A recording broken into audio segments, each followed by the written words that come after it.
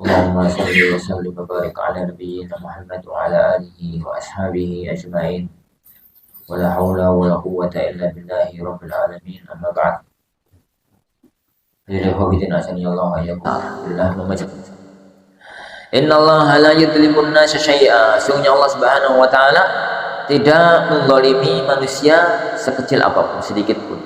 Walakinnan nasa anfusahum yadzlimun, tapi ini mereka yang menzalimi diri mereka sendiri. Tatkala mereka berbuat maksiat lalu mereka mendapatkan efeknya, yang zalim yang mereka sendiri.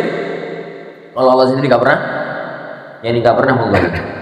Allah itu ya akhwan, nggak pernah menzalimi. Sikapnya Allah itu dibangun di atas adl wa fadl. Ini sikap-sikapnya Allah, perbuatan-perbuatannya Allah itu dibangun di atas adlun wa fadlun. Adl itu bersikap tepat pada kondisi, itu adl. Nek wong yang berbuat api nilainya 10 dikai 10, itu jenenge adl. Nek wong berbuat keelean hukumane misalkan level 2 ya dihukum level 2, itu jenenge adlun. Jadi kewajiban sampeyan ngasih nafkah ke keluarga itu misalkan seulan 2 juta ya dikai 2 juta persis, itu namanya adl. Itu namanya adl. Lah itu standar minimal, itu namanya adil. Di atas itu namanya fadl. Di bawah itu namanya zulm. Di atas itu namanya fadl. Misalkan ini mesti ini sih pakai nafkah ke istri itu ya pasti ngono, pas kita ngomong pasti ya. Ya ke mangan standar, ke lauk standar, ke jajan standar, ke pasti. Itu 2 juta. Anggaplah 2 juta, anggap ya. Wah, engkau ya. Ternyata kok jenengan itu masya Allah kayak ini kalau 1 juta tapi tambah 0 siji jadi 20 juta. Sekarang para sampean dek kau yang pol kapan luwe kau saya balik no akan mulai. Itu yang lebihnya itu namanya fadlun. Tapi nek ono uang ngekei bojone mek 2 juta itu gak dikatakan dolim. Ya memang itu woi pas nggak adil. Hanya bojone sampean gak loman tapi ya gak dolim. Ya gak. Nah kalau ternyata di bawah itu mampu sampai 2 juta, ternyata ngekane 200.000, misalkan dikurangi oleh siji. Ini atau 1 juta atau 1.500.000 misalkan, itu namanya zalim. Itu baru namanya zalim. Lah orang itu ya, nek memberi usahakan fadlun, nek nuntut gak boleh lebih dari adil. Pegang kaidah. Jadi kalau memberi usahakan sampai di level fadl. Ini iso, tapi ini nuntut jangan lebih dari adil, karena jenengan ini nuntut fadl itu zalim. Ini itu zalim. Dalam artian sampai misalkan wong itu nuntut bojone di level fadl, itu zalim. Nuntut ya di level adil, tapi ini guyoni mas bakso mas yo, sing wedok hilang, ayo bakso piro ini tak bungkus lah, yocol lah 5 bungkus misalkan bujuni wabian. Itu namanya fadl seorang suami kepada ini istrinya. Tapi ini kapan sampean wis mangan sore ku di omah wis ono sego, terus ini wis ono pindang kayak separuh, tapi saya kan gimana karo ngulek lombok ngarepe omah jebotel diolek karo terasi. Jadi kemudian istrinya itu nuntut tuku bakso sampai gak gelem, itu gak dosa. Jadi gak ngajari pelit loh ya. Jadi gak ngajari pelit. Tapi pada titik level di mana titik adil, di mana fadl, di mana zulm. Di mana zulm. Karena kita tuh akan menghadapi dua sisi, menghadapi pasangan. Kita itu akan menghadapi pasangan. Nah, standar syariat itu standar adil. Di atas itu monggo kalau jenengan mampu, dan itu kemuliaan. Sedangkan di bawah itu ojo, karena itu dulu. Karena itu dulu. Ini nggak memahami masalah ini. Kadang-kadang itu sering tukaran. Ini kadang-kadang itu sering tukaran. Anak pernah ditelepon sama umat, nangis. Oh nopo tahu tapi gak umat sedaya lah, yakin. Dan itu udah lama, sudah 5 tahunan yang lalu. Lucu sampai saya kita ilang-ilang. Karena kejadiannya lucu. Jadi nangis telepon karena nangis. Ada apa om? Suami anak Ustaz. Iya suami anti kenapa? Enggak memberikan nafkah kepada anak, pelit. Kenapa tuh? Kasusnya apa? Jadi ana pengen sate ada pengen sate. Kenapa kok pengen sate? Ya pengen. Di rumah sudah ada nasi, sudah ada lauk, ada Ustaz, ala kadarnya. Ala kadarnya itu apa? Ala kadarnya itu jawabnya apa? Tempe apa? Kalau pokoknya ono lah. Itu selayak untuk mangan itu. Itulah. Jadi tak guyu tuh. Oh, bujune sambil itu gak pelit, sampai sih gak bener. Sampai sih gak bener. Jadi kalau istrinya mau, suaminya mau, itu kemuliaan. Ini itu kemuliaan. Dan rumah tangga itu dibangun di atas fadl. Ini jangan dibangun di atas adl. Adl itu untuk kajian fikih.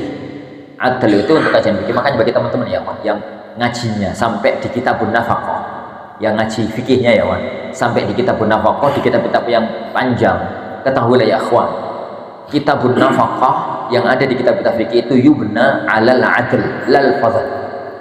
Sedangkan muamalah suami istri dibangun di atas fadl, bukan adl. Nah, di bawahnya adl itu kezaliman. Ini di bawahnya adl itu kezaliman. Ngomong apa sampai sini? Ini perbuatannya Allah Subhanahu wa taala itu, perbuatannya Allah Subhanahu wa taala itu dibangun di atas adl wa fadl. Di atas adl wa fadl. Jadi Allah itu kalau sampai menghukum tidak akan sampai melewati batas adl. Kesalahan di level loro dibangun dihukum di atas di level 3 itu nggak mungkin bagi Allah. Jadi nggak mungkin.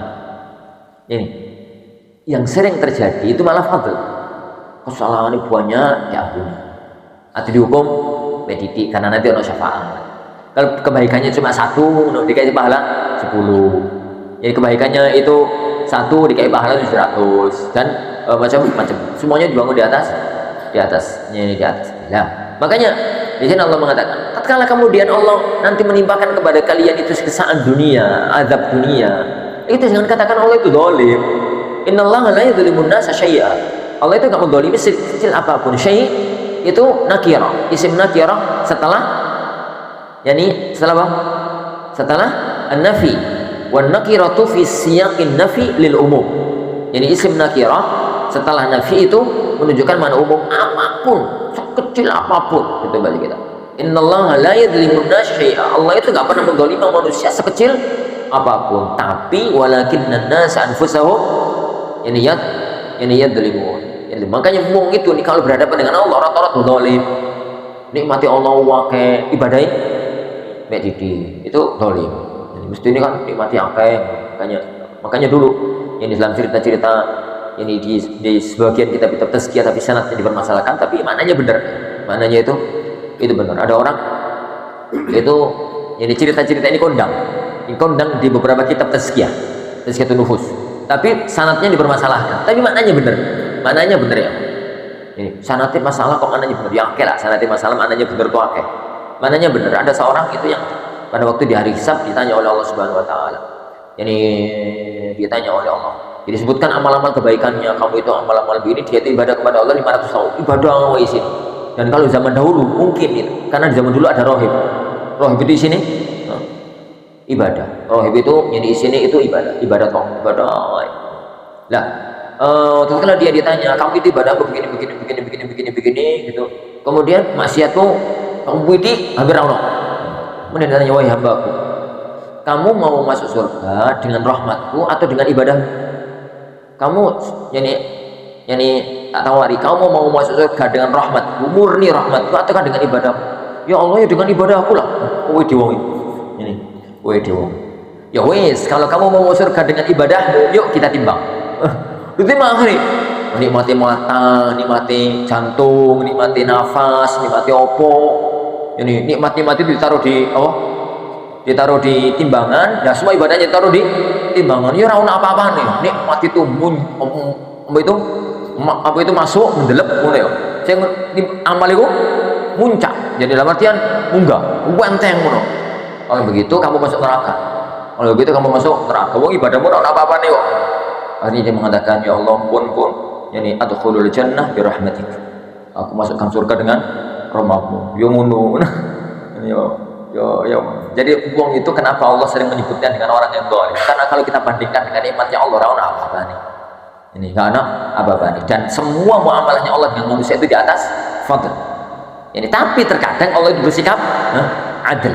Kadang-kadang Allah itu bersikap adil, tapi nggak pernah pada level zalim. Ini pada level zalim. Dan ini kaidah juga berlaku untuk manusia. Ini kaidah juga berlaku untuk manusia. Manusia itu diberikan oleh Allah kebebasan di level adil. Kalau bisa, fadl. Jangan sampai adil. Ini jangan sampai Allah. Jadi kaidahnya itu kalau kita bermuamalah dengan orang lain, kita yang memberi, bersikaplah dengan fadl. Tapi tatkala menghukumi orang lain, sikapilah dengan adil. Ini sikapilah dengan adil. Karena untuk kita, yang kata para ulama kita dalam yang kasus-kasusnya semacam ini, al-amalu yubna 'alal wara wal fatwa yubna 'alad dalil. Itu satu kaidah dengan tadi. Untuk beramal dibangun di atas warok, beramal awal ideal ya, itu dibangun di atas warok. Tapi untuk berfatwa dibangun di atas dalil, dibangun di atas dalil. Kalau anda ditanya, Ustaz apa hukumnya sholat pakai celana jin, pakai celana jin yang bukan celana jin, pakai celana jin sama kaosan, apa hukumnya Ustaz? Sah. Anda akan katakan sah, boleh sah. Tapi kok sampean nggak tahu nu, karep-karepku nggak tahu nu, nggak tahu nu karep-karepku. Karena untuk saya ngamal, yubna alal fadl, sing paling api itu yang akan aku lakukan. Tapi untuk menghukumi orang lain, jangan karena saya selalu begitu, nggak sah itu sholat kayak ngono, itu anak zalim berarti. Kalau gara-gara saya itu selalu sarungan, jubahan, kopiahan, gak tahu lah sholat insya Allah, gak terpaksa di sawah terus sholat kok nggak tahu insya Allah. Ini saya sholat itu selalu kondisi semacam itu, meskipun di rumah. Nah kalau kemudian anda ditanya, Ustaz, wong itu sholat kok ngono ku pripun Ustaz? Sah. Tapi jenengan kok gak tahu sholat kok ngono, kerap pula. Urusan amal itu anda itu dibangun di atas fadl. Amal itu dibangun di atas fadl, di atas yang terbaik. Ini di atas marah kalau dalam bahasa sebagian ahli. Tapi untuk menghukumi orang jangan. Ini untuk menghukumi orang itu jangan. Ini diwanti-wanti oleh para ulama. Jangan sampai dari ustaz dolim. Jadi mufti dolim menghukumi orang itu karena diri. Menghukumi orang itu karena dirinya mampu begitu, orang lain disuruh begitu. Itu dolim. Itu dolim. Nanti apa rasa kita? Dolim kalau antum memaksa orang kayak antum. Karena tingkatan iman itu beda-beda. Ini ngajak, jadi nganjurkan, monggo kali itu. Tapi nih sampai mewajibkan harus, itu boleh. Orang itu nggak selevel kita. Ini orang itu ini tidak selevel kita. Antum itu mengani setelon piring, tulus. Ono wong ngarepe sampe bojone mangane Allah sampe mengge-mengge. Sampai mengge-mengge. Ini mangan weteng ngedok ya, itu di level bully, asalkan nggak sampai israf, nggak sampai melampaui batas, sampai muntah, sampai opo. Lah mangan setelon di piring, burung marek wis bar, itu kemuliaan. Nih saya mangan sak sop to, tapi mati. Tambah guru, tambah guru. Itu jangan dipaksa. Bagaimana Rasulullah SAW? Dari mana yang kita ambil? Kaidah-kaidah itu banyak yang kita ambil kaidah-kaidah itu. Rasulullah SAW itu kalau salat malam jam berapa mulai salat? Jam 1, jam 12. Ini salat itu sampai jelang subuh. Tatkala jelang subuh, Aisyah baru dibangunkan. Padahal kalau jam 2 rumah Aisyah wis tangi, tapi malas ya. Dari mana saya mengatakan malas ini dan tanda kutip ya? Jangan kemudian saya mencela Aisyah juga. Lah gimana gak? Jadi gimana? Gak anda katakan sudah bangun. Lawang Aisyah itu Rasulullah itu sholatnya di aben. Terus Aisyah itu selonjor kaki. Kata Aisyah, kalau Rasulullah sujud kakiku tak takut. Ini Rasulullah ngadep. Tak selonjornya mana? Itu berarti Aisyah bangun. Turu kan gak esok ya Bang. Aisyah itu bangun tatkala itu. Tapi malas ya. Nah, turu. Kalau Rasulullah sujud tanya nih. Menurutku namanya ini berdiri selonjornya sampai sudah seperempat jam, setengah jam sebelum subuh baru dibangunkan. Ini Aisyah bangun witir, ini witir. Kemudian kaya seperti bangun. tapi gak disiram. Ini disiram. Jadi, sifatnya kan nganjuk. Sifatnya itu nganjuk. Nah, kemudian istri antum dipaksa tangi jam 1 sholat, wah cepat mati. Cepat mati. Kekuatan iman itu beda-beda. Kekuatan iman itu beda-beda. Allah a'lam. Tapi insyaallah subhanahu wa ta'ala ini yang kita pelajari, insyaallah kita lanjutkan ini pada waktu yang akan datang. Rabbina tabaraka wa ta'ala. Kita akhiri majelis kita. Subhanallah wa bihamdihi la ilaha illa anta astaghfiruka wa atubu ilaik. Sallallahu alaihi wasallam wa baraka fi Muhammad.